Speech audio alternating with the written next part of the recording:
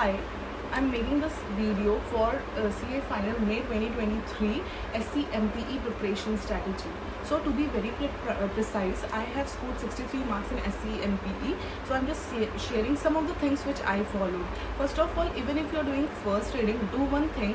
First, when you're doing your first reading, put the sticky notes on all the things and all the topics which you found that it is very important, because आपको जब exam रहेगा उसके एक दिन पहले जो भी important topic लगते हैं, कॉन्सेप्ट लगते हैं, उन सब में हम ऐसे स्टिकी नोट्स को हम पेस्ट कर सकते हैं, सो दैट एग्ज़ाम के एक दिन पहले हमको विदाउट टाइम वेस्ट किए हम ओनली वही रेफ़र करें जो हमें इम्पोर्टेंट लगता है. And second thing, you don't have to go for any other book. This 2 modules, let me show you, these 2 modules are perfect to score exemption because I have thoroughly followed this. Now I will tell you what to do.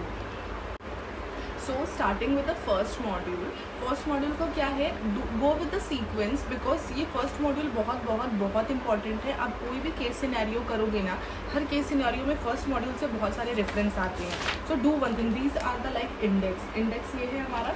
आप क्या करो, sequence follow करो. Introduction से जाओ, modern business में जाओ, फिर लीन system में जाओ एंड कॉस्ट मैनेजमेंट टेक्निक में जाओ. ठीक है, these 3 and 4 chapters are very most important chapters. आपने फर्स्ट मॉड्यूल उठाई, उसकी थियोरी पढ़ ली, ओवर आपको रट्टा नहीं मारना है. पहले आप रीडिंग करो, उन सब की थ्योरी को आप हाईलाइट करो, उससे रिलेटेड जो भी उसमें केस स्टडीज़ दिए हुए हैं स्टडी मटेरियल में ही, और जो भी क्वेश्चंस दिए हुए हैं उनको ऐसे करो, मतलब एकदम थॉरोली. क्योंकि क्या होता है, SCMP में जो क्वेश्चंस आते हैं वो उठ के आ जाते हैं. तो प्रिपेयर इन सच अ वे कि जो भी इसमें एटलीस्ट केस स्टडी दिया हुआ है उसको यहाँ पे स्टिकी नोट इंपॉर्टेंट करके आप उनको बहुत अच्छे से प्रिपेयर कर लो.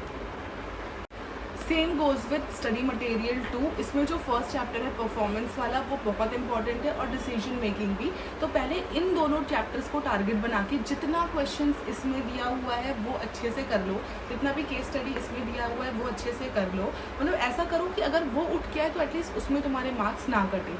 और जब ये दोनों हो जाए then jump into the RTPs और देखो कि कैसे, मतलब कौन से हमारे कॉन्सेप्ट से हमको वो केस सिनेरियो में क्वेश्चन पूछ रहा है. अगर ये दोनों बुक आपकी बहुत अच्छे से हो जाती है ना, उसके बाद अगर हम इसके सारे कॉन्सेप्ट जैसे TQM दिया हुआ है आपको, तो वो आप समझ, लीन सिस्टम में जो भी कॉन्सेप्ट्स दिए हुए हैं उसको आपने बुक से पढ़ लिया, समझ लिया. और जब भी आप केस सिनेरियो में जंप करोगे ना, देखना हमेशा क्वेश्चंस इन कॉन्सेप्ट के ही बेसिस पे होता है. और आप बहुत अच्छे से रेफरेंस देके जो आपने स्टडी मटेरियल समझा है आप उसको पुट करोगे, एग्जाम्शन इज़ पक्का. But make sure do this module instead of jumping on some other books. तो वो आप बहुत अच्छे से कंप्लीट कर सकते हो. और आप ऐसा नहीं, आपको खुद से मत करो, थियरी खुद से पढ़ लो. उसके बाद आप क्या करो, हमारे YouTube में एक सर का रेफरेंस मैं दे दूँगी, मैंने जिनकी वीडियोस फॉलो की थी, उन्होंने हर क्वेश्चंस को सॉल्व करवाए हैं. आप क्या करो, फर्स्ट टाइम पे उनके साथ जैसे जैसे वो बता रहे हैं वैसे वैसे आप सॉल्व करते जाओ. तो फर्स्ट आपका उस टाइम कंप्लीट हो जाएगा, आपको ये समझ आ जाएगा कौन सा इंपॉर्टेंट है. उसके बाद जब आप सेकेंड टाइम कर रहे हो तो वो आप खुद से करो. ये चीज़ दोनों बुक हो गई, यू आर डन.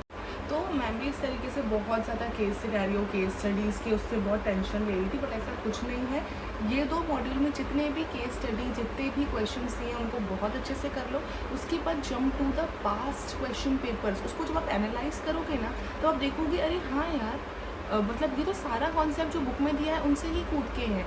तो जो स्टडी मटेरियल में आपने इंपॉर्टेंट पिक किया है वो वहाँ पे कोट करो, आपको एग्जाम्शन आराम से आएगी. That's it. Thank you.